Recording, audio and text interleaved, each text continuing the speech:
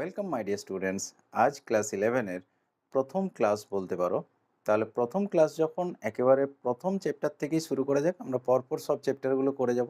প্রথম চ্যাপ্টার অর্থাৎ রসায়ন বিজ্ঞানের প্রাথমিক ধারণা, এটার থেকেই চলো আজ শুরু করা যাক।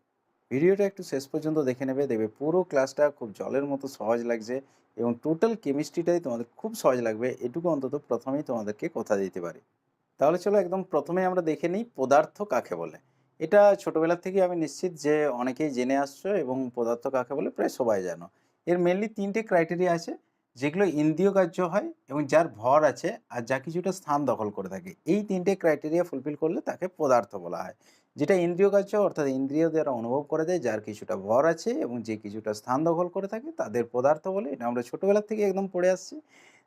এখানে তোমাদের এই সংজ্ঞাগুলো পড়বে না, তবু একবার জাস্ট রিডিং পড়ে নেবে, তাহলে আইডিয়াটা থাকবে। আর পদার্থের উদাহরণ কি কি দেওয়া যেতে পারে এটাও সকলেই জানো। আমাদের চারপাশে যা কিছু আছে সমস্ত কিছুই পদার্থ, যেমন হচ্ছে ঘর বাড়ি, ইট পাথর, বই পেন খাতা, সমস্ত কিছুই যা কিছু আমরা দেখতে পাচ্ছি এমনকি সজীব বস্তু সমস্ত কিছুই হচ্ছে পদার্থের উদাহরণ। এরপর আমরা দেখব পদার্থের শ্রেণীবিভাগ কীরকম আছে, অর্থাৎ পদার্থকে কিভাবে ভাগ করা যায়। তাহলে দেখো পদার্থের যে শ্রেণীবিভাগটা করাই হয় দুরকমভাবে। অর্থাৎ পদার্থের ভাগ নয়, পদার্থের শ্রেণীবিভাগটাই করা হচ্ছে দুরকমভাবে। একটা ভৌত শ্রেণীবিভাগ বলা হয় আর একটা রাসায়নিক শ্রেণীবিভাগ।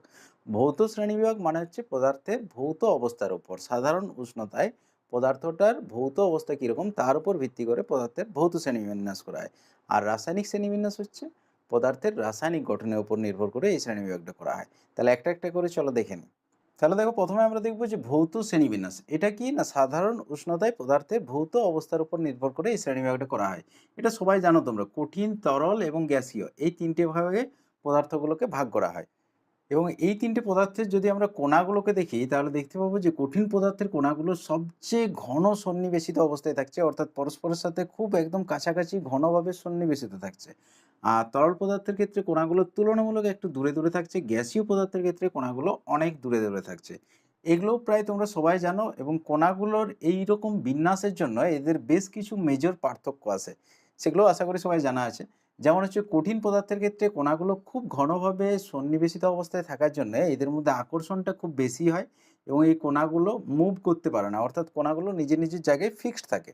আর তরল পদার্থের ক্ষেত্রে আমরা কি দেখব, যেহেতু কণাগুলো তুলনামূলক দূরে আছে, কঠিনের থেকে দূরে আছে, যদিও ছবিতে যেরকম দেখানো হয়েছে কণাগুলো ঠিক এত দূরে দূরে থাকে না, এটা তোমাদের বোঝানোর সুবিধার জন্য আমি দেখিয়েছি এইভাবে।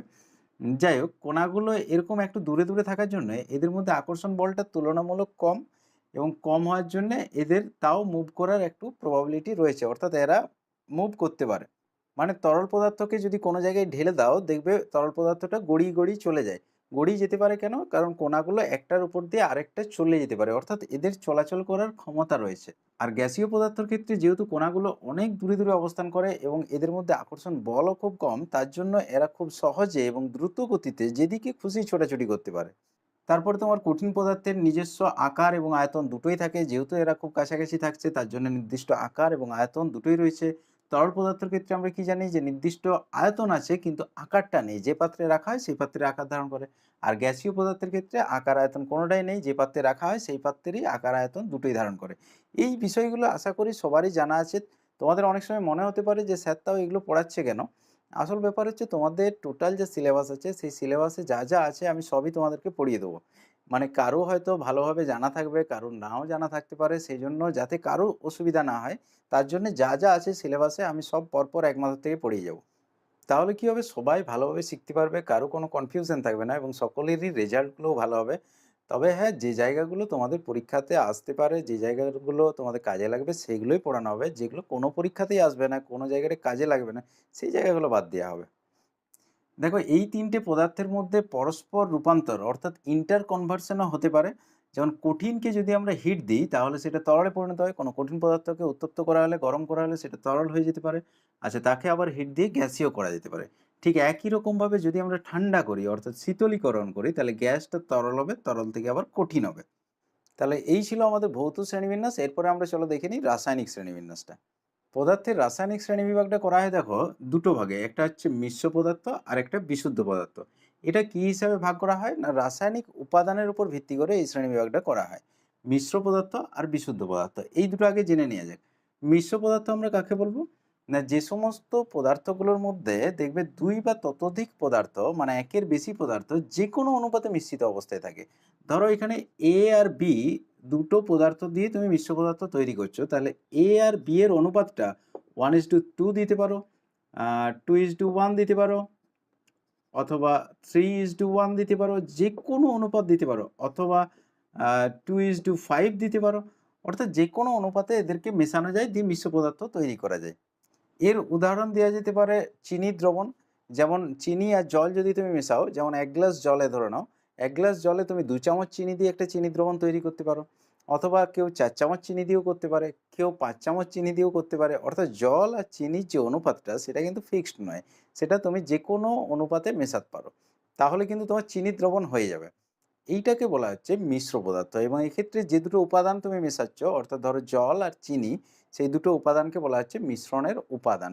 তাহলে চিনি দ্রবণের ক্ষেত্রে মিশ্রণের উপাদান কে কে? জল আর চিনি। আচ্ছা দেখো, মিশ্র পদার্থকেও আবার দুটো ভাবে ভাগ করা যায়। একটা হচ্ছে সমসত্ব মিশ্র পদার্থ অর্থাৎ সমসত্ব মিশ্রণ, আর একটা অসমসত্ব মিশ্রণ। এই দুটো বিষয় একটু কি বটে সেটাও বলে দিচ্ছি দেখো। সমসত্ব মিশ্রণ মানে কি, যে মিশ্র পদার্থটা আছে মানে যেখানে তোমার দুটো বা তিনটি পদার্থকে তুমি মিশিয়ে রেখেছো, সেই মিশ্র পদার্থটার যে কোনো অংশটা ধরো এই জায়গার থেকে কিছুটা অংশ তুলে নিলে বা ওই জায়গার থেকে কিছুটা অংশ তুমি তুলে নিলে, যে কোনো অংশের গঠন এবং ধর্মটা একই হবে।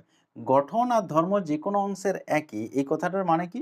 না ধরো তুমি একটা চিনির দ্রবণই তৈরি করেছো, ধরো সমসত্ব মিশ্রণের উদাহরণের মধ্যে পড়ে চিনির দ্রবণটা।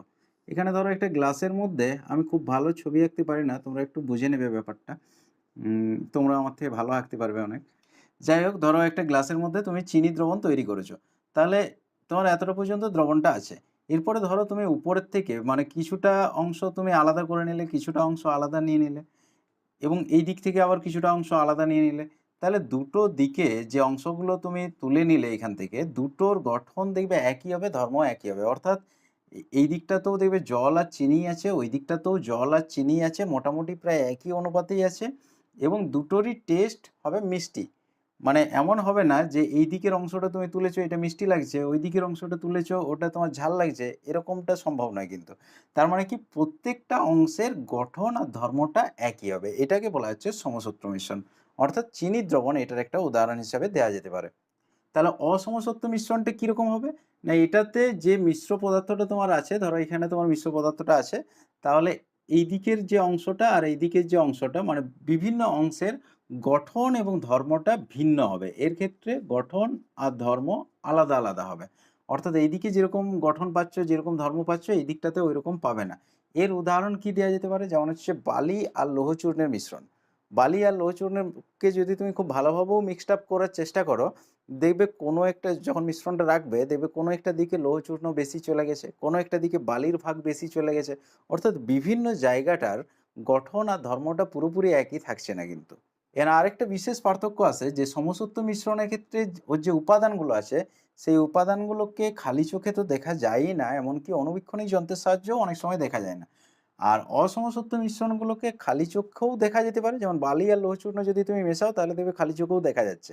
আর অণুবীক্ষণিক যন্ত্রের সাহায্যে তো যাই। এরপরে নেক্সট আমরা আসবো বিশুদ্ধ পদার্থ।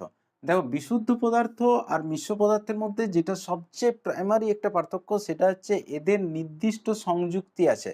অর্থাৎ বিশুদ্ধ পদার্থগুলো হয় একটা পদার্থ দিয়েই তৈরি হবে, একরকম পদার্থ দিয়ে, আর যদি দুরকম পদার্থ দিয়েও বিশুদ্ধ পদার্থ তৈরি হয় তাহলেও ওর দেখবে অনুপাতটা ফিক্সড একদম। যেটা কিন্তু মিশ্র পদার্থের ক্ষেত্রে হয়নি। মিশ্র পদার্থের ক্ষেত্রে তুমি যে কোনো অনুপাতে মিশিয়ে দিতে পারো। সেই চিনির দ্রবণের উদাহরণটাতে বললাম, বা বালি লৌহচূর্ণতেও তুমি যত খুশি পরিমাণ বালি, যত খুশি পরিমাণ লৌহচূর্ণ দিতে পারো। তাহলে এদের সংযুক্তিটা কিন্তু নির্দিষ্ট নয়। অর্থাৎ যে কোনো অনুপাতে তুমি মেশাতে পারো। কিন্তু বিশুদ্ধ পদার্থ হয় তোমার দেখবে একটাই পদার্থ দিয়ে তৈরি হচ্ছে, মানে একটা রকম পরমাণু দিয়ে বা অণু দিয়ে তৈরি হচ্ছে, অথবা যদি দুরকম দিয়ে তৈরি হয়ও তাদের অনুপাতটা কিন্তু নির্দিষ্ট থাকবে সবসময়। এখনই দেখো বুঝিয়ে দিচ্ছি ব্যাপারটা কীরকম আসবে।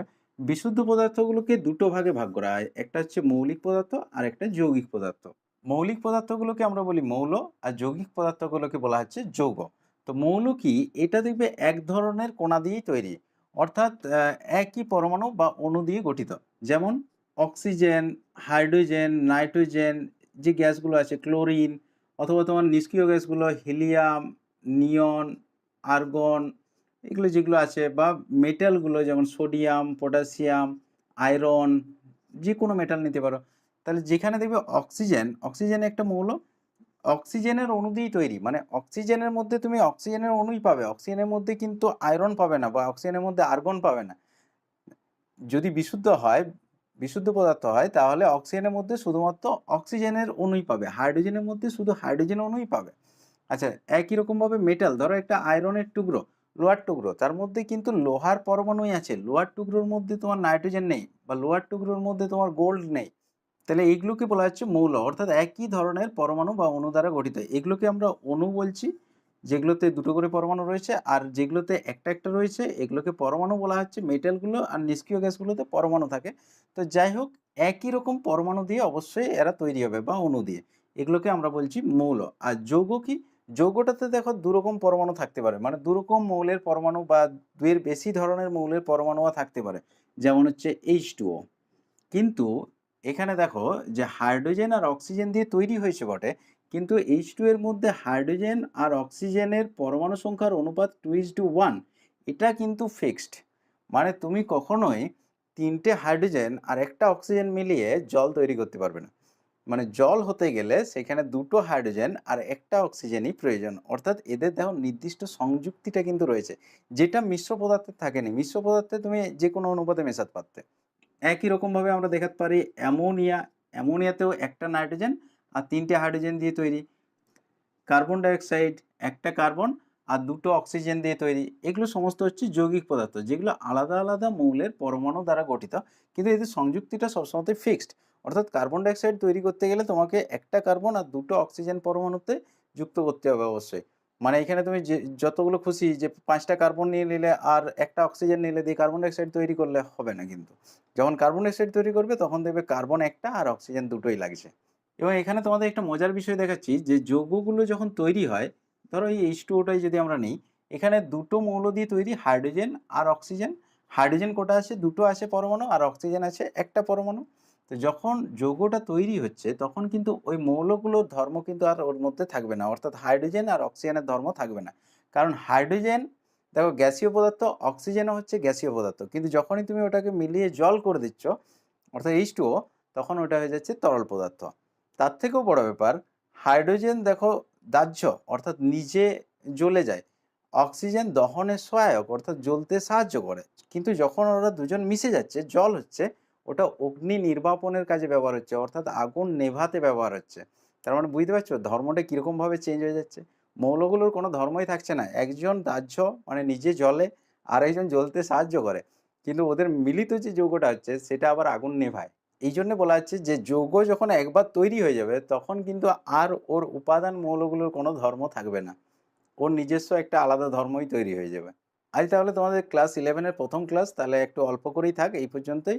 আর খুব তাড়াতাড়ি আমি তোমাদেরকে আরেকটা ভিডিও দিয়ে দেবো, আর কয়েকটা কথা আছে আমার তোমাদের সাথে বলার, সেগুলো একটু শুনে নাও।